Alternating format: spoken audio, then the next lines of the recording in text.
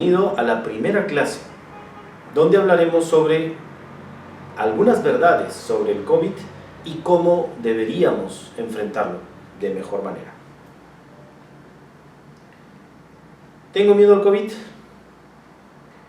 Dentro del enfoque de neurointegración y el enfoque de medicina germánica, deberíamos entender en la perspectiva de qué conflictos o qué emociones ocultas son las que están siendo las que provocan esta enfermedad. Sin embargo, es muy importante conocer cuál es el origen. Este origen, vamos a ver qué dice la comunidad científica. En esta primera clase, entonces, veremos algunas de las verdades respecto al COVID. Si vemos acá, es un virus. Como vemos acá, en la capa externa del virus hay como una doble cadena, como una corona. Al tener esta forma espiculada por la glucoproteína de la parte más externa, le da la forma de corona. Por eso el tema de coronavirus, es decir, que tiene una forma de corona. Este virus, como hemos visto en el gráfico de la parte rosada, se va a meter a el citoplasma y va a empezar a generar 4 mecanismos. Uno de ellos es la microtrombosis, como estamos viendo acá. En la parte rosada vamos a ver pequeños coágulos, pero múltiples, alrededor de los alvéolos pulmonares. Entonces, estos microtrombos son los que a la larga van a terminar provocando una ruptura o un estallamiento del alvéolo pulmonar, finalmente bronquiectasias, es decir, sangrados y hasta la muerte del paciente. Pero no solo pasa en el pulmón, puede pasar en cualquier parte, en el hígado, en el cerebro, en diferentes partes del cuerpo. Por ende, si el virus ingresa, como vemos acá, por la nariz y luego se va directo a vías respiratorias, afecta a los pulmones, por medio de los pulmones, puede pasar a todo el organismo, llegando a la sangre, etc. Entonces, este medio se constituye en uno de los principales medios digamos de contagio, ¿sí? Vía respiratoria, vía inhalatoria. También puede haber otros medios, como por ejemplo el concepto de meterse a la conjuntiva de los ojos. La mano está cochina, he tocado alguna superficie con virus, me toco el ojo y me puedo contagiar. Si hacemos un resumen de esto, el Ministerio de Salud de Perú hace esta brillante lámina, muy didáctica, muy sencilla. Dice, primero, que el virus es de la familia del Coronaviridae, género coronavirus. A nivel de genoma, estamos hablando que es un ARN monocateriano lineal, pleomórfico, envuelto, que mide entre 80 a 220 nanómetros. Atentos con este dato, ¿no? Existen más de 30 serotipos, pero de 80 a 20 nanómetros. Significa que es una partícula bastante pequeña, es decir, que cada vez que uno habla o estornuda, sí vuela por el aire, pero hasta un máximo de 1,20 metros, 1,50 metros en el peor de los casos. Implica que después esta partícula, literalmente pequeña, pero en realidad comparativamente con otros virus es una partícula grande, es una partícula pesada, cae, a diferencia de otros virus que pueden viajar más metros, ¿no? Acá volvemos a ver el virus con su cadena externa que le da la forma de una corona. Pero ¿quién da esta forma? Las glucoproteínas, y a la cabeza la glucoproteína S, que son justamente este tipo de proteínas. Si alrededor tenemos esta glicoproteína junto con la EM, la glucoproteína E, etcétera, que están dentro o muy pegadas al citoplasma, literalmente, o la glucoproteína N, van a dar la forma o la contextura al virus. Sin embargo, este virus, que es externo al cuerpo, gracias a una proteína que se llama el CACAM1, va a ser fácilmente reconocida. Acá tenemos un ejemplito. Va a ser fácilmente reconocido como que fuera una proteína del cuerpo. Al ser reconocido por medio de estas glicoproteínas S, va a capturarse dentro del citoplasma. Esta es la célula, una célula del cuerpo humano, ¿no? Y a esta célula van a entrar hacia el citoplasma y se va a desdoblar su cadena de RNA, es decir, ARN o ácido ribonucleico, y al desdoblarse esta proteína y replicarse a nivel de las organelas citoplasmáticas, va a producir más viriones dentro del citoplasma que luego van a ser, por medio de estas vacuolas, ¿no? Van a ser guardados, almacenados hasta que llega un punto en el que la célula no soporta más esto, estalla y salen más virus, como vemos acá, salen más virus hacia la superficie. ¿Ok? Por ende, empieza el proceso de contagiabilidad. Esto lo estoy comentando a manera muy simple, muy sencilla, para que me puedan entender absolutamente todos. Si bien es cierto, lo conocemos como coronavirus por la forma de la corona que tiene, pero en realidad su nombre es el SARS-CoV-2. SARS-CoV-2 es el verdadero nombre, lo que vemos acá. ¿Ok? Entonces, mal llamado coronavirus.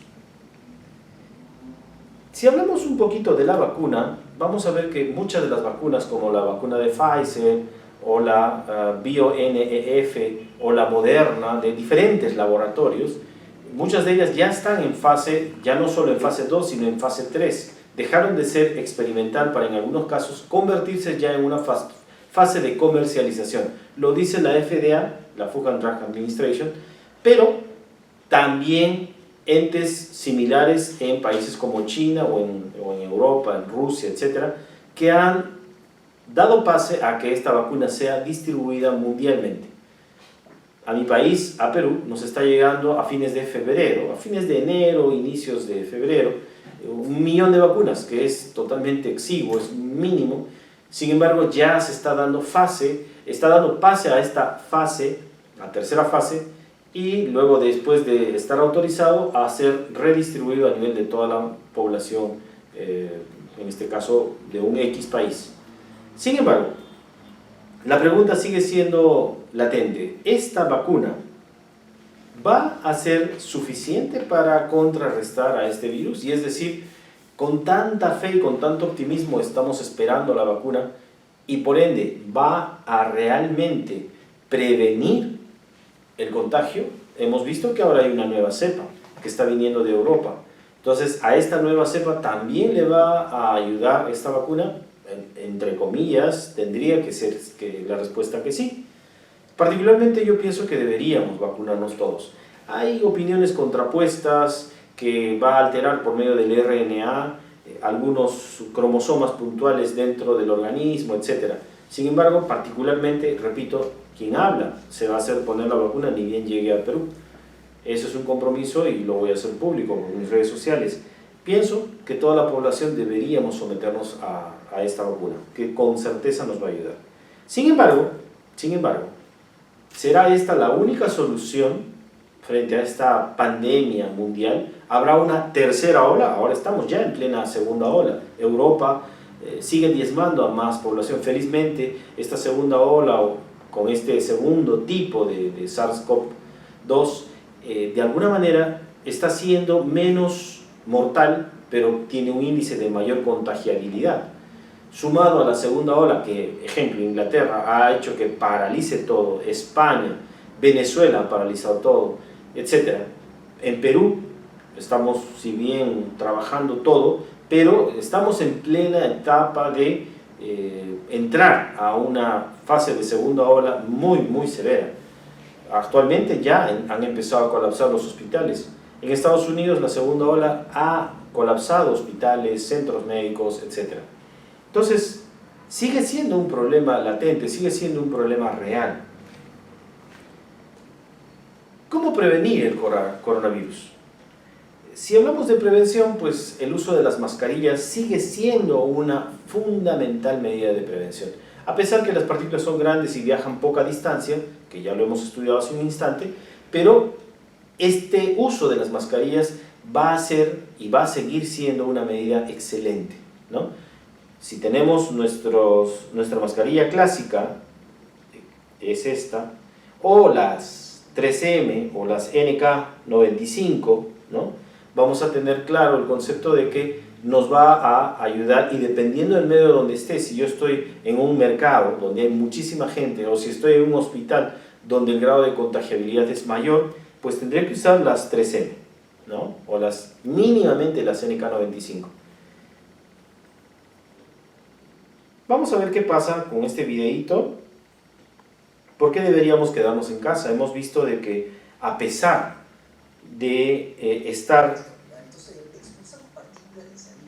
Tenemos acá un videíto del Ministerio de Salud.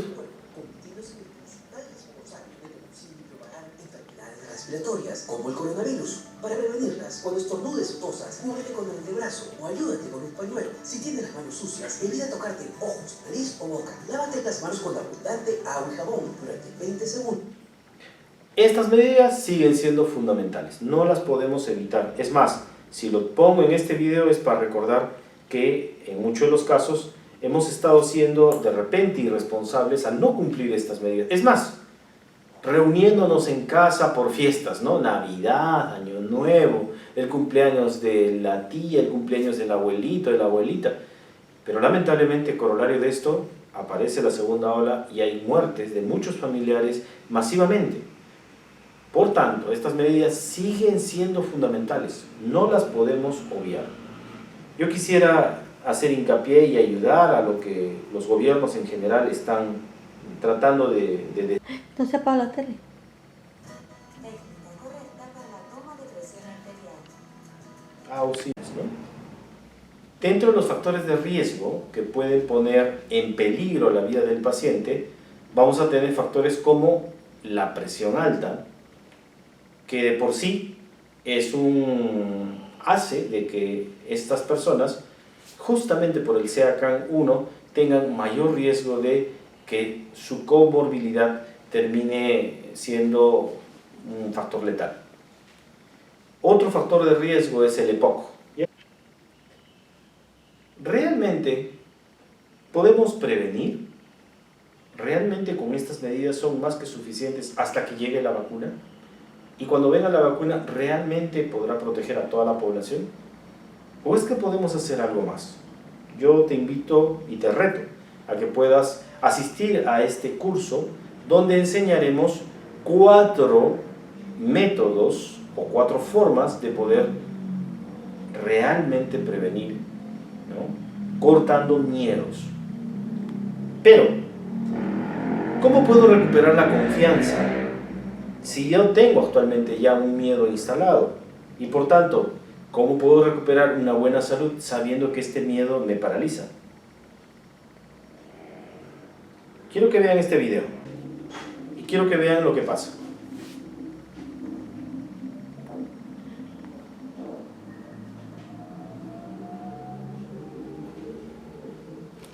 ¿Estuviste en Wuhan? ¿Estuviste? Acabo de regresar. Acabo de regresar de ahí. Voy al hospital ahora. Tienes que bajarte ahora. No, apúrate.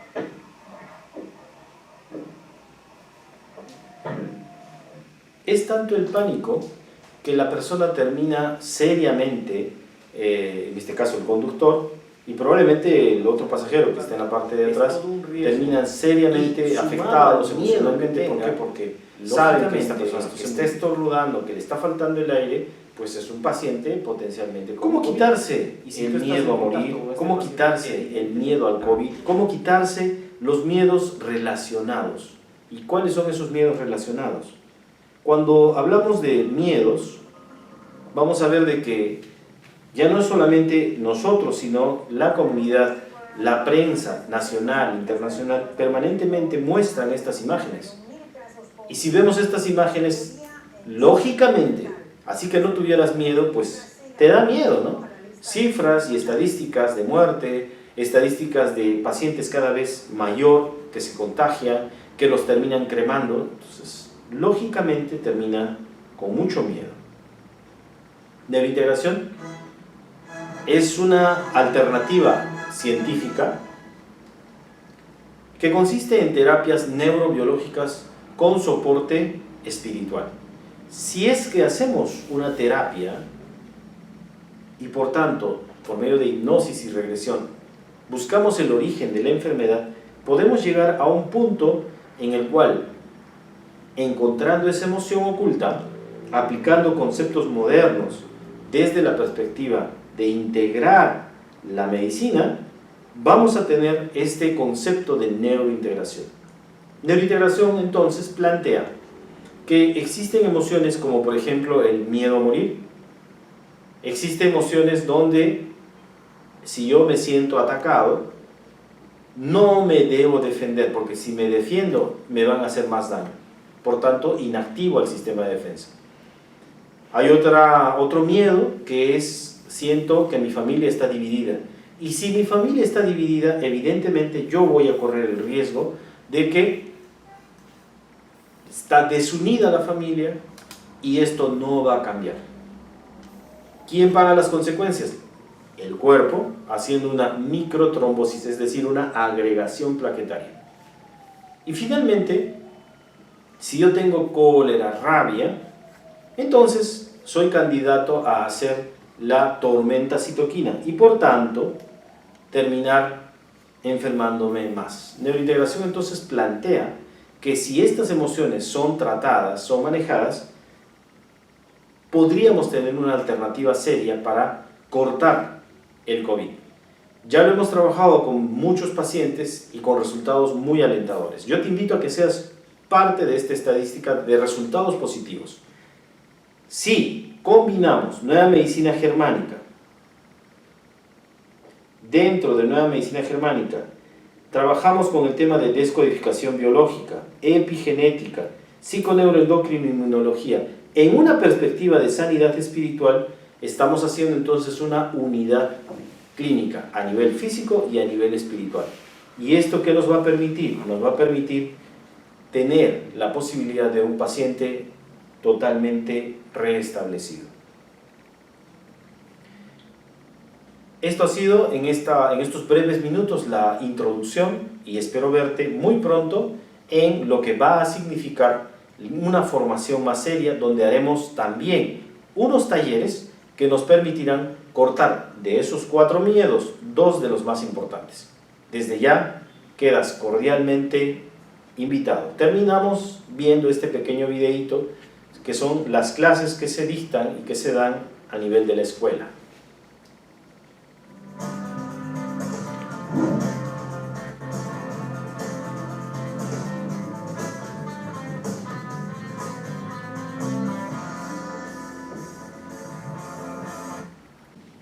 Y termino esta clase con este pasaje de la Biblia, ¿no? Sacado del libro de Isaías 26:20, dice: Ve a tu casa, pueblo mío, y pon cerrojo a tus puertas, escóndete por un breve tiempo hasta que haya pasado el enojo del Señor. Nos dice bien claro de que algo pasa y hay que esconderse, hay que ponerse bajo el cerrojo de la puerta.